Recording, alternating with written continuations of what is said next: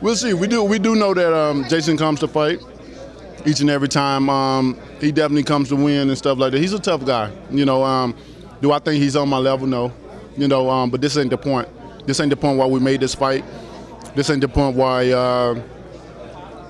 we pick him. You know, we come to him. This is totally for my fans. This is for me and my fans, because a lot of my people, my handlers, they didn't want this fight. You know, they didn't want me. You know, we didn't have to have this fight. We didn't have to take this fight.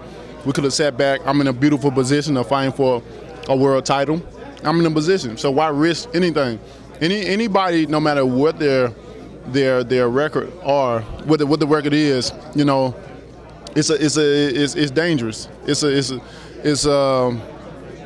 something that when we go in and fight him, we don't know what's going to happen. And if I lose, I miss my spot as fighting for the world title. So that's a risk. Anybody win anything, it's a risk. You know, that put on a heavyweight, that put on a glove, it's a risk, because all it takes is 1 point. But I wanted to do it for me because, you know, I'm always my best when I'm fighting consistently. You know, people have never known me to have this such big layoff for myself, and I wanted to do it for the fans. So this is definitely dedicated to the fans, and we're going to see what happens. But I'm confident in what's going to happen. I'm going to come out with the victory and get ready for Stiverne. So you see this more as a showcase, and staying busy is definitely one of the elements that fighters need to be sharp in the ring, but the other one is the quality of competition. So even in this fight, you know, you say he probably doesn't have much of a shot against you. How do you feel your experience level is in the ring with the kind of competition you face opposing Stiverne, who has clearly faced a bit stronger competition than you have to this point? Why would you say he faced a stronger name one guy that's stronger competition that he's faced than me? Well, I mean, even Chris Arreola twice is probably a better fighter than anyone that you faced, right? He got a gatekeeping Chris Arreola as well too. That's about. We can just say Malik. I can say Malik. I got Malik beating Chris Arreola all day. The only thing Chris was going to come in is relay for power. Malik is one of the most technical boxers I put period in the world. You know, so if he got Chris Arreola and I got my man Malik, then who else he got? So you feel like your level of competition is equal? Who else he got?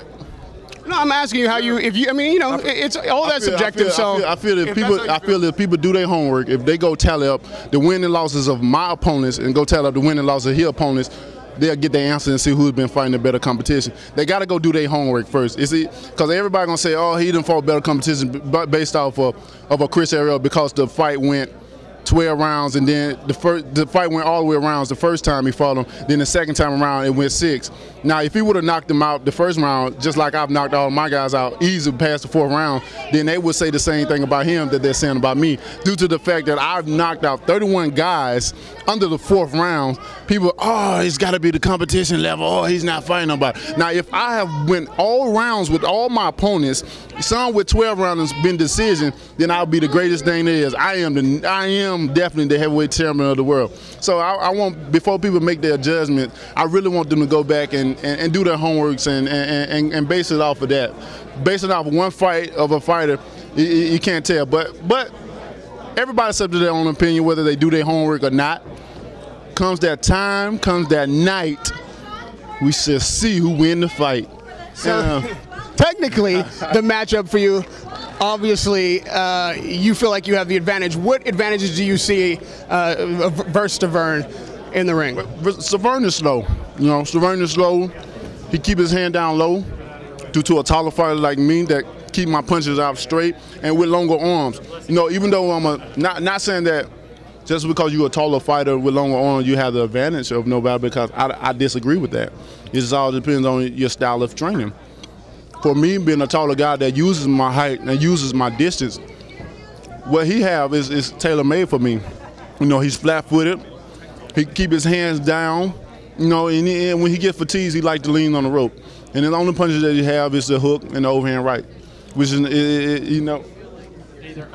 Okay. Which that's the only thing he have for me. So, you know, for as for me, he's never not. For as for me, he's gonna have to deal with speed. He's gonna have to deal with a guy that's taller with longer arms. He's gonna have to deal with a guy with athletic. He's gonna deal with a guy that's the strongest he's ever faced in in his career. And he's just see if I don't think he's a believer of the power that I possess. But I'm willing to show him. I'm going to show him. You know, people say, what happens when you hit a guy and he takes it and he still keep coming? You know, the answer to that, you keep hitting him. Because the head is not meant to be hit in the first place. And after a while, once the head keeps continuing to get hit, keeps continuing to hit, now there's become a little brain damage and come in there, and he must fall because the head is not going to just hold up. And lastly, the American fans are so hungry for an American heavyweight that they've adopted Stiverne just because he lives here. How important is it to you to put the heavyweight title around an American-born fighter's waist? Oh, it's super important. You know, it's been a long time coming. A lot of people want to see the heavyweight division fully back. That's with a pure American heavyweight. And I think I'm the guy. I'm ready to be the face of boxing, and I'm ready to bring the heavyweight division back to par like it once were. And so it's super important for me to handle business and do what I got to do come that night of the fight. And I'm ready. I'm mentally and physically prepared and ready for this fight. You know, and I think his team and even himself, even though they say it, you know, because that's the typical thing to say, I'm ready or he has nothing for me because of fight. Nobody wants to see our weakness.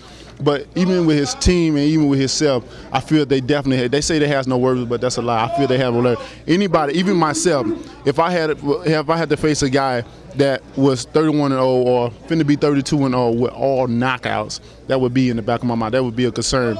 That man's power is real. You know, my power is real. It's to the point where I'm scared to own his own weapon. You know, but it's gonna be a great fight. Like I said, I can do all the talking, all I want, and because we didn't see me and fighters talk off at the mouth in the first round. They got knocked out. What happened, man? I had a bad night.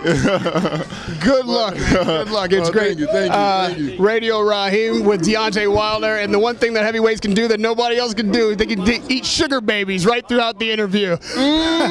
This shit good as hell.